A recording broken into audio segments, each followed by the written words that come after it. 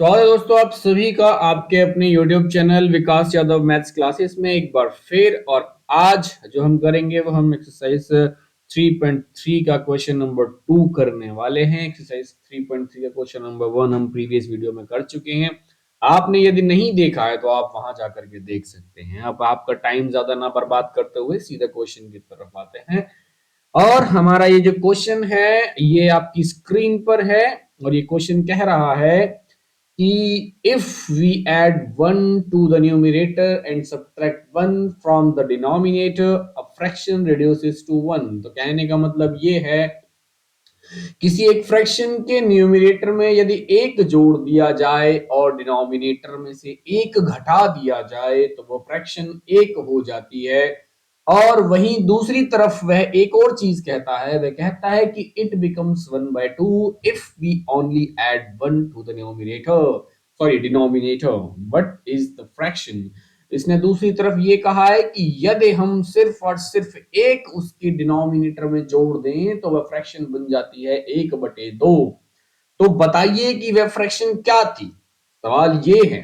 तो सवाल के मुताबिक पहली स्टेटमेंट के हिसाब से अगर हम मान लें कि कोई एक फ्रैक्शन थी x/y, क्वेश्चन के मुताबिक पहले केस के हिसाब से उसने कहा कि यदि हम न्यूमिनेटर में एक जोड़ दें और डिनोमिनेटर में से एक घटा दें तो फ्रैक्शन 1 हो जाती है। ये बात कुछ ऐसी आई है। तो इस फ्रैक्शन को कुछ हमें चीजों को करना पड़ेगा ठीक, और ठीक होंगी किस तरीके से? ये कुछ इस तरीके से ठीक हो जाएंगी। और हम देखते हैं कि यहाँ पर चीजें कैसे हो जाएंगी। ये 1 उधर जाएगा तो ये -2, और ये आपकी पहली इक्वेशन आई।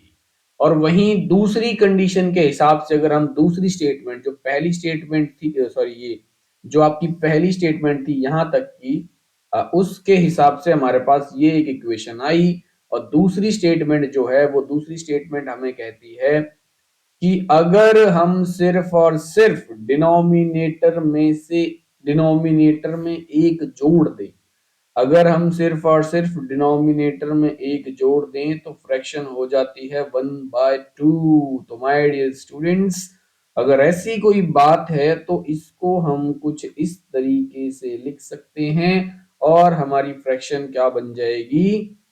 हमारी फ्रैक्शन बन जाएगी 2x - बराबर 2x - बराबर हो जाएगा आपका 1। ये कुछ इस तरीके से चीजें हो जाएंगी जहां तक मुझे लगता है। और इसी को मानते हैं हम दूसरी इक्वेशन। अब हमारे पास दो इक्वेशंस हो गई। एक इक्वेशन हो गई x - बराबर 2 बराबर -2, और एक 2x - बराबर 1। तो मेरे प्यारे, हम दोनों में देख रहे हैं कि कुछ चीजें एलिमिनेट करने की कोशिश करेंगे। एलिमिनेट करने के लिए मुझे सिंपल दिख रहा है कि यहाँ पे सिंगल y है, यहाँ भी सिंगल y है। तो मुझे कुछ भी चीजें आपस में मल्टीप्लाई करने की जरूरत नहीं है। सिंपली हमको ऐड या माइनस करना है, ऐड या सब्ट्रैक्ट करना है इक्वेशंस को, और चीजें आसानी से हो जाएंगी। अब मुझे ये दिख रहा है कि दोनों के दोनों माइनस में हैं। अगर दोनों के दोनों माइनस में हैं तो किसी एक को प्लस में लाना पड़ेगा। प्लस में लाने के लिए अब क्या करेंगे हम? सिंपल क्या करेंगे, हमें कुछ नहीं करना है। हमें क्या करना है कि वो एक जो इन दोनों इक्वेशंस में से घटाना है। हम क्या करते हैं, सेकेंड इक्वेशन में से पहली इक्वेशन को घटा देते हैं। तो हम लिखते हैं यहाँ पे subtracting first equation from second equation, my dear students.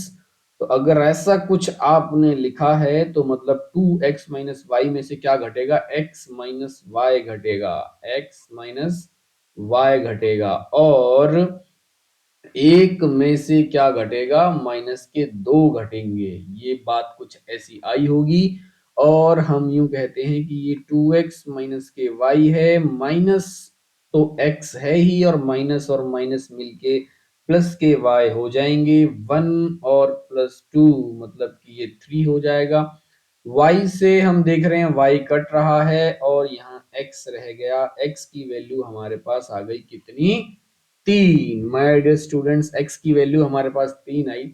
अब इस x की वैल्यू को हम कर देंगे क्या, सब्स्टिट्यूट कर देंगे। x की वैल्यू को हम क्या कर देंगे, सब्स्टिट्यूट कर देंगे। सब्स्टिट्यूटिंग x इन, सबसे आसान वाली जो इक्वेशन होगी उसमें x की वैल्यू को करेंगे सब्स्टिट्यूट। तो हम पहली इक्वेशन में कर देते हैं इन फर्स्ट। तो x माइनस के वाई बराबर की -2 है, तो x की वैल्यू हमको पता है कितनी है, 3 माइनस की वाई बराबर की -2। तो अगर इसको ऐसे लिखना चाहूं कि मैं माइनस, ये जो है आपका ये कुछ इस तरीके से हो गया, तो माइनस वाई बराबर क्या हो जाएगा, माइनस का 5 और वाई बराबर हो जाएगा 5। मैं मानता हूं कि कुछ ऐसी चीजें आ जाएंगी। तो हमें x की वैल्यू भी पता लग गई, y की वैल्यू भी पता लग गई। तो हमें एक्चुअल में फ्रैक्शन हमारी क्या थी, ये हमारी फ्रैक्शन थी जो हमने मानी थी कि ये मान लेते हैं हम फ्रैक्शन है। तो इस फ्रैक्शन को, अगर हम इस फ्रैक्शन की बात करें तो हमारे पास फ्रैक्शन थी x अपॉन वाई। तो x की वैल्यू हमें पता है कितनी है, हमारी x की वैल्यू है 3 और y की वैल्यू है 5। तो हमारी रिक्वायर्ड फ्रैक्शन हो गई 3/5। ये हमारी रिक्वायर्ड फ्रैक्शन है, यही हमारी फ्रैक्शन है। तो हमें सिंपल कुछ नहीं करना था इसमें, सिंपल जैसा जैसा कहा था वैसा वैसा करना है। देन उसके बाद हमारी इक्वेशन सॉल्व हो जाती हैं। मैं उम्मीद करता हूं कि आपको ये क्वेश्चन समझ में आया होगा। अगर आपको नहीं समझ में आया तो आप मुझे कमेंट सेक्शन में बता सकते हैं और चीजों को एक बार फिर से समझ सकते हैं। चलिए अब हम नेक्स्ट वीडियो में नेक्स्ट क्वेश्चन के साथ मिलेंगे। तब तक के लिए धन्यवाद। टेक केयर, बाय बाय, जय हिंद, जय भारत।